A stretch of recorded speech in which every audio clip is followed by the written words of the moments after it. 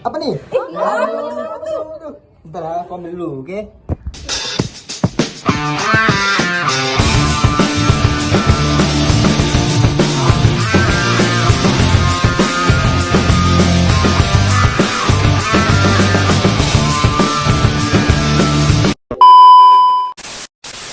Pernah kepikiran nggak sih apa yang dilakukan perusahaan sehari-hari?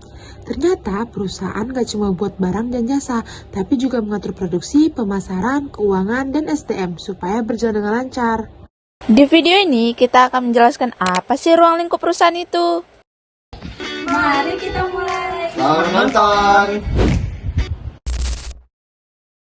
Perusahaan adalah tempat untuk berlangsungnya proses produksi barang atau jasa. Perusahaan merupakan kesatuan teknis yang bertujuan untuk menghasilkan barang atau jasa. Perusahaan juga disebut untuk berlangsungnya proses produksi yang menggabungkan faktor-faktor produksi. Ruang lingkup perusahaan adalah bidang-bidang kegiatan yang dilakukan oleh perusahaan untuk mencapai tujuan, seperti memperoleh keuntungan, memenuhi kebutuhan masyarakat, dan menjaga kesinambungan usaha tersebut.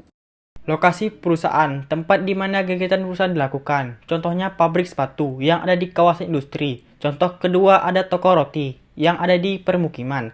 Contoh ketiga ada bengkel motor yang ada di jalan besar agar mudah diakses pelanggan. Dalam menentukan lokasi perusahaan, ada beberapa faktor yang harus kita pertimbangkan. Yang pertama, dekat dengan sumber bahan mentah. Contohnya, pabrik minyak sawit berada di dekat perkebunan kelapa sawit. Yang kedua, dekat dengan pasar konsumen. Contohnya, minimarket yang berada di daerah pemukiman agar mudah diakses. Yang ketiga, ketersediaan tenaga kerja. Contohnya, pabrik garmen berada di tengah padat kota penduduk agar mudah mencari pekerja.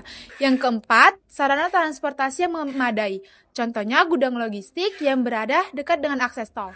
Yang kelima, ketersediaan energi. Contohnya pabrik besar yang berada dekat dengan sumber energi dan kawasan industri yang sudah menyediakan pasokan energi.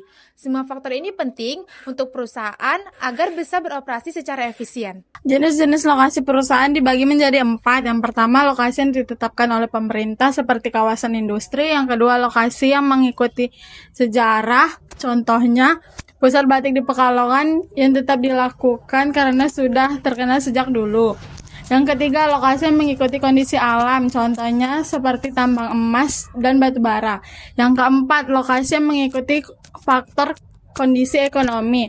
Jenis lokasi ini sangat mempengaruhi berjalannya produksi perusahaan.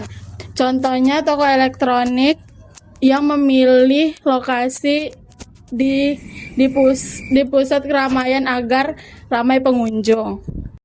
Tujuan perusahaan dibedakan menjadi 2. Yang pertama, tujuan ekonomi dan tujuan sosial. Tujuan ekonomi seperti memperoleh laba dan mempertahankan usaha tersebut. Contohnya seperti perusahaan makanan berusaha meningkatkan laba tersebut dan menjual produknya dengan bagus. Yang kedua, tujuan sosial seperti memperhatikan kepentingan masyarakat, investor, dan karyawan. Contohnya seperti perusahaan memberikan gaji layak kepada karyawan dan memberikan fasilitas terbaik untuk masyarakat. Fungsi-fungsi perusahaan ada 2. Yang pertama, fungsi operasi. Seperti pembelian, produksi, pemasaran, keuangan, dan personalia. Yang kedua, fungsi manajemen. Dan ada juga fungsi manajemen yang meliputi perencanaan, perorganisasian, pengarahan, dan pengendalian. Jika semua berjalan dengan baik, maka kegiatan perusahaan akan lancar dan terkoordinasi. Thank you for watching.